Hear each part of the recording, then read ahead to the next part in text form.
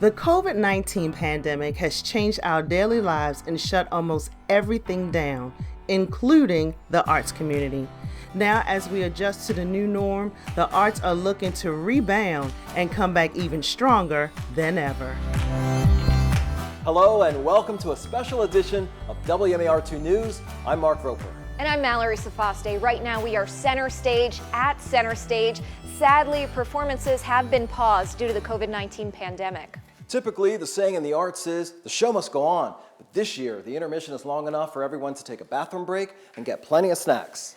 In a time when everyone is adjusting to a new normal, those in the arts industry are finding a way to rebound and keeping the arts alive.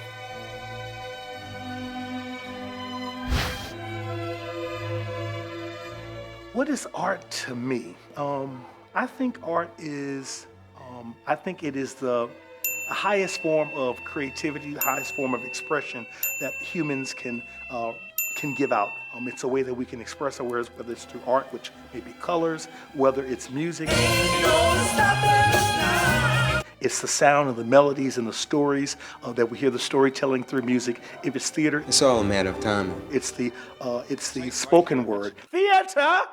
Here we are in the theater. Tamba Giles has been performing at the Arena Players for about 4 years and understands just how important it is to make sure its doors remain open. I think the Arena Players is a staple for this community. It's a beacon of hope.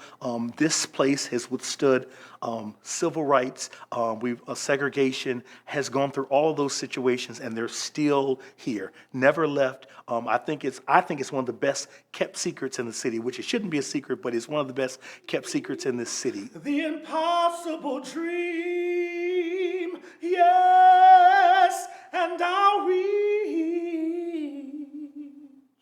the unreachable star. It's a breeding ground for creativity for the next generation. I'm a part of that next generation. I came here wet behind the ears as an actor, and I'm excited about what can happen with the future. For the African American community, I think specifically it gives us an opportunity to see ourselves on stage. We don't always see that sometimes. But the plays look like us, feel like us, sound like us. It motivates us. This theater is almost like a church service of sometimes. For Tamba, art isn't a luxury, it's a necessity, even in a global pandemic. Oh yes, we need art. We need art in every facet of our lives. So it does not count us out. This place will always be around. We're offering workshops. So if you want to learn how to act, if you want to learn how to sing, if you want to learn how to write a play, if you want to learn how to do production, it's still needed. So we hope we can offer some of those desires that people may have in a different way. It's allowed us to kind of think outside the box, to become more creative and sending the message about what art can do and how we can influence others through artistic means. Currently, we're doing an event called Blue-Eyed Black Boy, which is a lynching play about race, colorism, and family. It's about a 10-minute play, and it will be a partnership between the Pandemic Players and the Arena Players. It will be all virtual, all online. They'll be rehearsing online. We'll do some production things in the background that will assist with the image that we want people to kind of go home with. And that's one of our big things that we're excited about doing this summer. Your son Jack been arrested and put in jail. 67 seasons, simply using the people in our community to support. So what we're doing now is sending things like Cash App reminders, doing concerts. We just put a Cash App and told people, if you enjoyed what you saw, donate to the Arena Players Theater. Right now we're using Facebook, using Twitter, using Instagram, using YouTube to get the word out that we're still around, that we're still trying to reach out to the community. Reaching the community and preparing for their future with plans for a fully renovated theater, the Arena Players have their sights set on a strong rebound. Theater!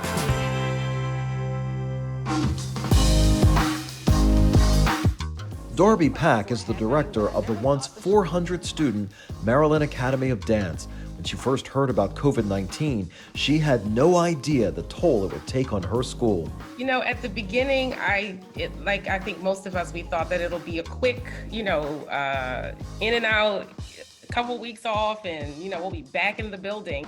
Once she saw that a few weeks was going to be months, she knew she had to get creative to keep students safe while following social distancing protocols. So we still do a hybrid method. We meet in person outside. And then if it rains, which it has while we've been out there, we take classes to Zoom. So parents can get in where they fit in. If they're not comfortable yet joining us outside, they still have the option to log in via Zoom. And your head don't reach the sky. Put your mask on, Baltimore. Chloe McLeod is taking her dance classes on Zoom, and the adjustments have been challenging. It changed a little bit for me. I would have to say the environment definitely changed. I'm so used to dancing on Marley, which is a specific kind of dance floor that dancers use to dance. And it's just, the flooring was just different, and having to use a chair as a ballet bar, which kind of meant a little less support for me. And it just changed in the limit of the space that you were in. So that was a little challenging. And it's not just those physical challenges. Isolation and distance from friends and family has taken a toll on the dancers and Darby. In the matter of days, those kids went from being in school with all of their friends, being able to go where they want to, engage how they want to not being able to leave their homes. And so we were dealing with, yes, they love dance, but how do you deal with the emotional impact of COVID and still dance? And so we had to spend a lot of time just asking, hey, how are you guys doing today? It's definitely sad. And just knowing that you can't be able to see them, it's just like, I want to see my friends so bad. It just makes you so upset to not be able to see the ones that you love all of the time. This is still hard for me because I absolutely love my dance family. From the teachers to the students to the parents, every interaction means the world to me. So when I have to process whether or not we can survive it, it hurts. It hurts to even process that the impact of this could potentially, end our business. Weight on my shoulder. And the concerns about her business are real. More than 100 kids have already dropped out of dance classes at her school, some whose parents just couldn't afford to keep their kids enrolled. Just in case I have to run. We've probably lost about 25% of our students. Not that they won't come back, but that whatever the impact of COVID was too much for them to continue dancing. And we really did try to do everything we could for families who were impacted financially. I committed to not dismissing any student based on finances. If the kid enjoyed coming to Zoom classes, I wanted to just allow them to keep coming because I felt like that would help with their emotional mindset during the season. So, some parents still just had to say, I'm still working. I can't balance on home, at home learning, homeschool, and then dance. And some parents who lost their jobs, they just felt guilty, like I don't want my child to come and I not pay. And, trying to convince a parent who has that level of integrity, you want to help, but you also have to still respect the integrity of a person and what they want to do. She was able to receive a PPP loan to help, but with no summer camp enrollment, she's lost a large portion of her revenue. About 30% of revenue will be lost as a result of this. With all of the challenges, COVID-19 has made students in the Maryland Academy of Dance connect with one another in different ways, like a huge drive-by they held. The highlight or the silver lining is just being able to reconnect with people. That is a silver lining, that even though this has been hard, the ability to reconnect and hear those voices and see the kids again.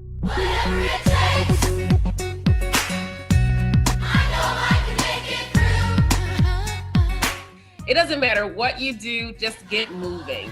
Dance is a healing art form. It can physically and mentally heal you, emotionally heal you.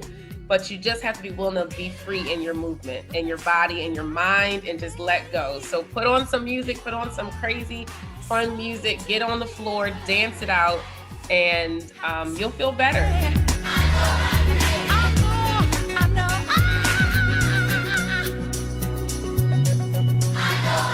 Nice move.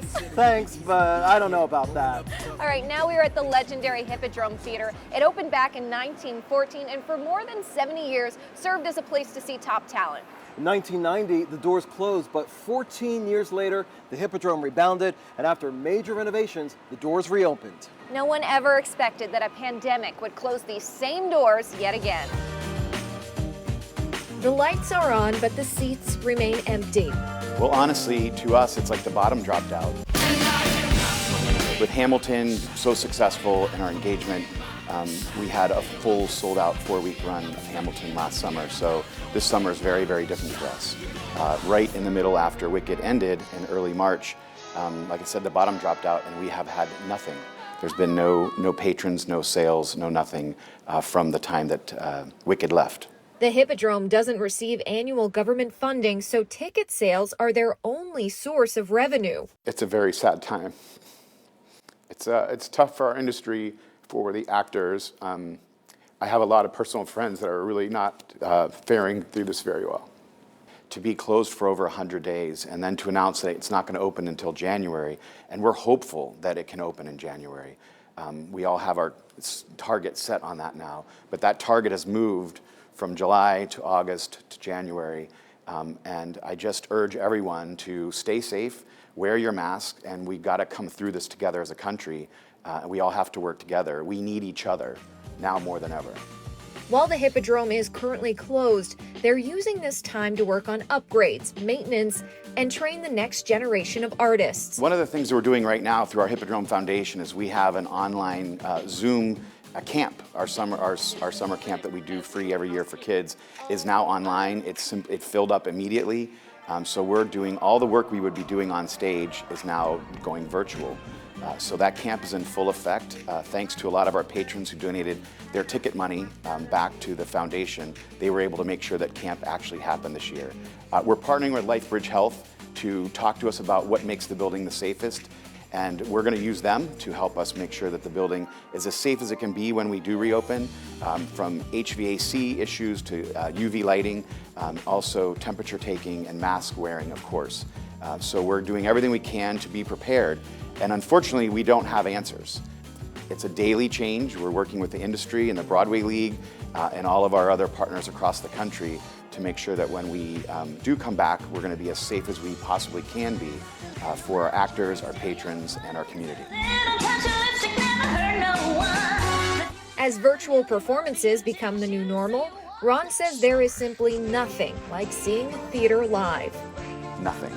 There's no television experience or movie experience that could ever replace being in a room with 2,300 strangers and leaving friends. So that it's the most powerful thing you'll ever do.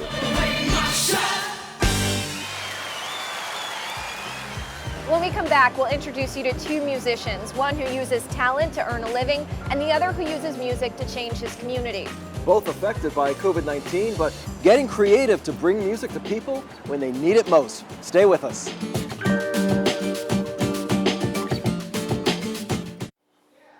For many, music is a way to cope, but when the pandemic started and the music stopped, some musicians found themselves fighting to survive.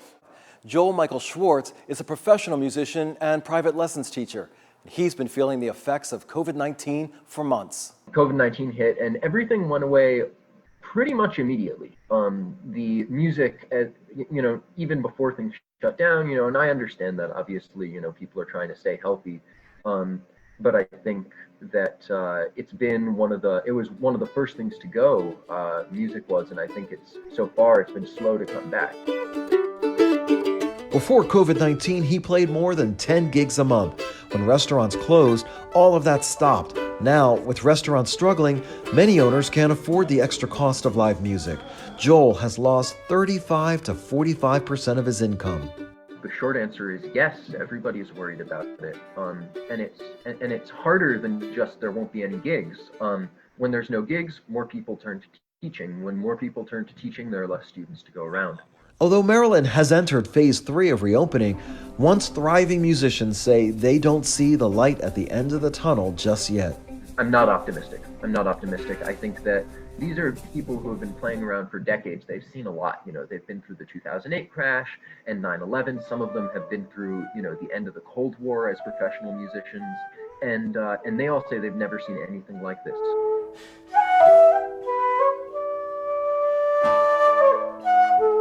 Call your local councilman, call your senators and your representatives and tell them the arts need help. Okay, we have not received enough. Right now, what we've gotten, it's not even a drop in the bucket. Those huge corporations, they're receiving hundreds and hundreds of millions of dollars, and most of us haven't seen a dime. And those corporations aren't going to be homeless tomorrow, but some of us are. Ronald McFadden is a Baltimore County Public School choral director who has been using his talents to help children rebound long before COVID-19 showed up. In 2015, he started a nonprofit called Urban Choral Arts Society to help kids cope with the violence and police brutality in their neighborhoods. So we're going into our 5th season. And it pretty much was a product of the unrest that was happening in Baltimore as a result of the murdering of Freddie Gray. All day. I mean, our kids were walking through National Guard tanks and next to Uzis just to get to school, and they were coming every single day. That wasn't stopping them from coming. So that was an indication that there was a sense of community here. So how do we build that? His answer to that question is choral music, healing through art. I think about choral music and the therapy that does for students when they have to breathe, right? Deep breaths. Dedicated to creating positive change in their community, Urban Choral Arts offers college scholarships to their best and brightest students. Unfortunately, COVID-19 has canceled many of the performances that fund the scholarships. For example, we host a Black Music Month concert every June. We weren't able to have that this year, and we average, around a couple $1,000s from that. No matter how things change going forward, Ronald maintains that the arts cannot be forgotten. This crisis is teaching us that we can't do things the way that we've always been doing them. We just have to think outside the box to make sure that we move forward. But the arts has to be a part of everything that we do. Naturally, it has to be. To support Urban Choral Arts Society, you can donate and view the fall performance schedule at urbanchoralarts.org. When we come back, we'll take a look at how another Baltimore mainstay is combating the effects of COVID-19. A 1, a 2, a 1, 2, 3. No. Thankfully, we're not the musical entertainment for tonight. That's right, the BSO has us covered in that department for many years to come. The BSO has come together to create joy, connection, and relief in every way we can. Because these times have revealed the unmatched value of music. To nurture and uplift our hearts, minds, and spirit. Today, we are excited to announce an extraordinary 5-year agreement with our musicians. It does just that. This time last year, the BSO was struggling to stay afloat, and the last thing they expected was a pandemic to strike while they were trying to get back on their feet. I thought we were only going to have a couple of weeks of cancellations. Naively, I think we all thought that it might be a little bit faster. Obviously, it's a little bit difficult to put on concerts when you have a large group of people performing for an even larger group of people in this current pandemic. So we have done as much as we can to bring the orchestra to our patrons through the magic of the internet and recording. Mostly people recording just from their own home alone, and then we are weaving that together into something that is a little bit like an orchestra for our audiences. Every time we see a 3 or 4 minute virtual orchestra performance, nearly 100 hours of editing has happened to create that final product. But even just to perform together, we have to create what's called a click track that is sort of like the conductor for the musicians so that they can play along with it, hearing that, so that later all of those audio and video files can be put together to sound like one group playing at the same time. Unfortunately, there's no technology yet where people can be like on a Zoom call and play together because the audio doesn't really work that way. We've had a lot of challenges in a row, but I just look forward to the day when we can all be back together in one room making music together.